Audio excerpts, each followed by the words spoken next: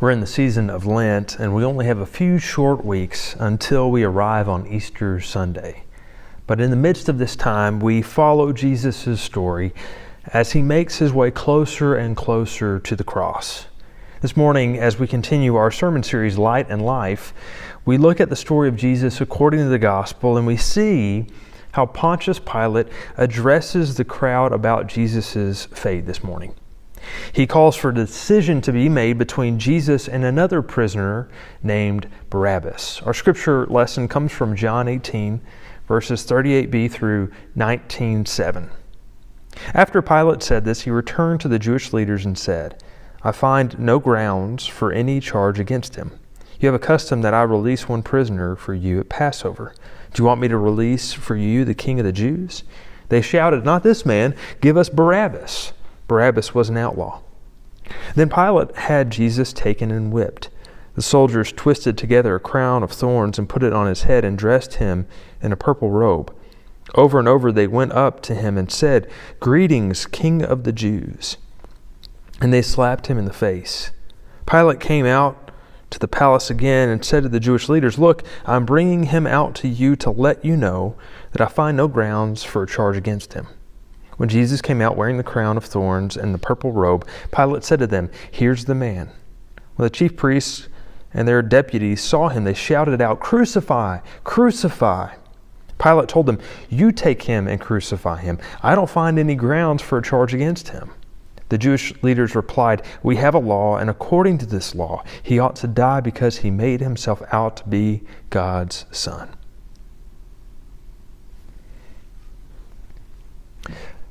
Pontius Pilate has had a tricky history as the Roman governor over Jerusalem. His tenure was marked with tension and conflict with the Jewish people.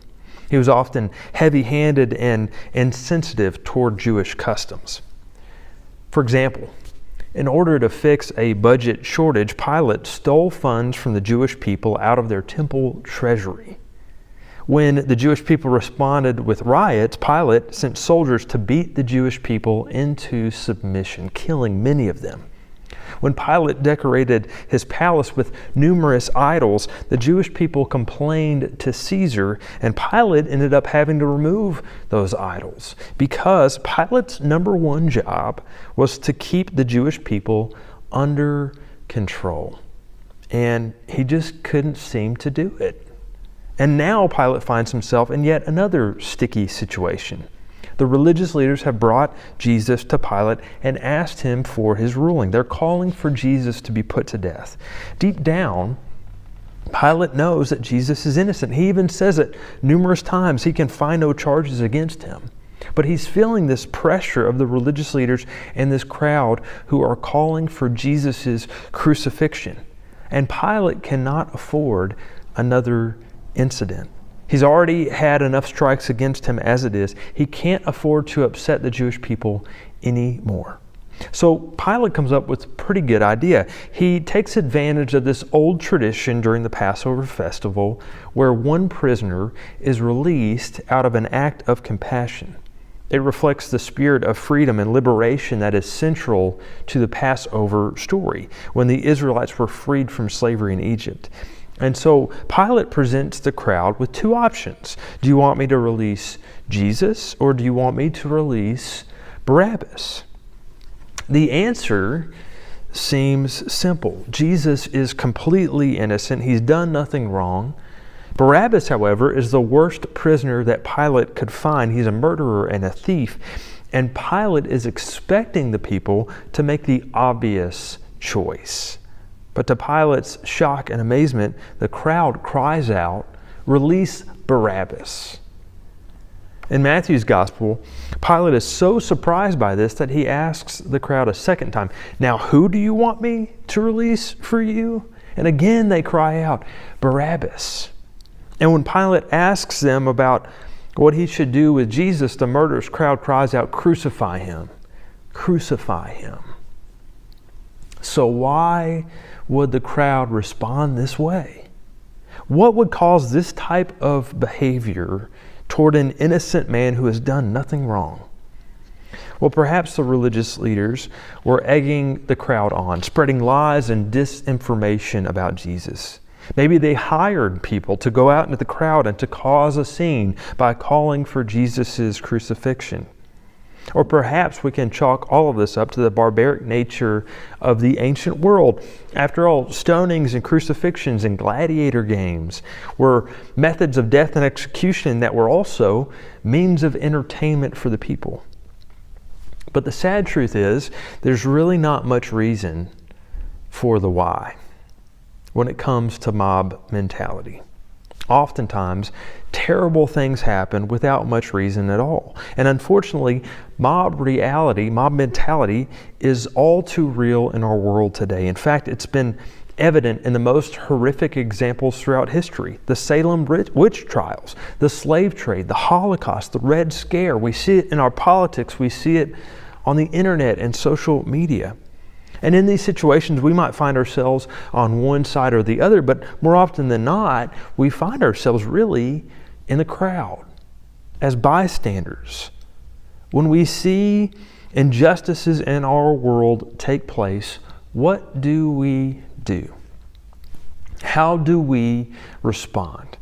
When injustice occurs, do we speak up, or do we think that it doesn't really concern us? When somebody's being bullied or picked on, do we step in and intervene?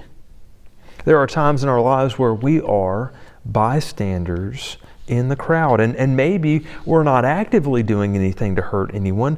Maybe we're not directly causing harm, but are we doing anything to stop it?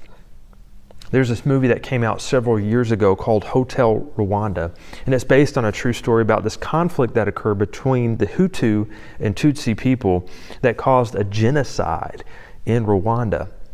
And at one point during this movie, a Rwandan man named Paul, played by Don Cheadle, has this conversation with a reporter named Jack, who's played by Joaquin Phoenix. And Paul says, "I'm glad that you've shot this footage so that the world will see it. It's the only way we have a chance that people might intervene." And the reporter Jack replies, "And if no one intervenes, is it still a good thing to show?" And Paul says, "Well, how can they not intervene when they witness such atrocities?" And Jack replies, "I think that if people see this footage, they'll say, 'Oh my God, that's horrible,' and they'll go on eating their dinners." Some of the biggest regrets in my life aren't necessarily things that I have done, but things that I have failed to do. I wish I had said something. I wish I had done something. I wish I had the courage to speak up and to speak out. Sometimes the worst sins that we commit are when we fail to do the right thing, when we fail to act, when we are just sitting there like bystanders. I'm sure that there were a lot of people that day who were shouting, "Crucify him," at Jesus, but I'm also sure that there were a lot of people in that crowd that were silent. Bystanders who maybe disagreed and maybe knew that this was wrong, but they said nothing.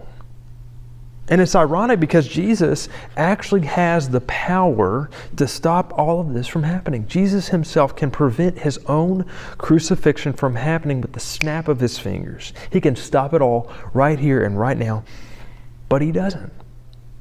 Jesus shows his glory by dying on the cross. He exercises his power by showing restraint.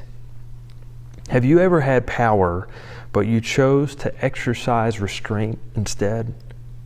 That can be a difficult thing to do. The famous preacher Fred Craddock tells this story about restraint. Several years ago, he was asked to preach at a president's prayer breakfast in Seoul, South Korea. And the host of this event was a 4-star general named Richard Stilwell. Stilwell had gathered his officers and enlisted personnel for breakfast, and during the prayer time, the soldiers prayed for mothers and fathers, sisters, babies, wives, girlfriends, and they also prayed for the peace of the world. Then Craddock said a few words, he gave a benediction, the soldiers were dismissed. He went and he shook hands with General Stilwell, and he thanked him for his gracious hospitality. And General Stilwell said, "Fred, I want you to remember us in prayer." Fred Craddock said, "General, you know that I will. Of course I will." And Stilwell continued, "Not for more power. We have the power. And just one afternoon we could destroy this whole place. Pray that we have the appropriate restraint." What an unusual request. Pray that we have the appropriate restraint. You know, Jesus has this consistent message that goes throughout the gospel narrative. He says things like, "All who want to save their lives will lose them, but all who lose their lives because of me will find them." Jesus says, "Those who are last will be first, and those who are first will be last." Jesus says, "All those who lift themselves up will be brought low, but all who make themselves low will be lifted up." Jesus tells us that power, real power, is given when we show restraint. Real power is given when we deny ourselves. Real power is given when we serve others. Real power is given when we stop being a bystander and instead take up our crosses and follow Jesus. Jesus could have come down from that cross and wiped out all of humanity in one afternoon, but he didn't. I wonder what was going on through Barabbas' head. He was a criminal. He knew he was guilty. He had been sitting in a Roman prison waiting on death row, and each day he knew that he was one day closer to certain death. And then one day he was called out to the courtyard. The guards opened the doors. They dragged him out of his cell, and this amazing thing happens. He is set free, and everybody is cheering for him, celebrating his freedom. But he also watches as Jesus of Nazareth is led away to be crucified. Barabbas is the one person in history who can literally say that Jesus carried his cross. And Jesus goes willingly. Jesus literally takes his place. As the author and theologian Frederick Buechner says, Pilate told the people that they could choose to spare the life of either a murderer named Barabbas or Jesus of Nazareth. And they chose Barabbas, giving the same choice. Jesus, of course, would have chosen to spare Barabbas too. Perhaps we can relate more to Barabbas than we thought. Thanks be to God.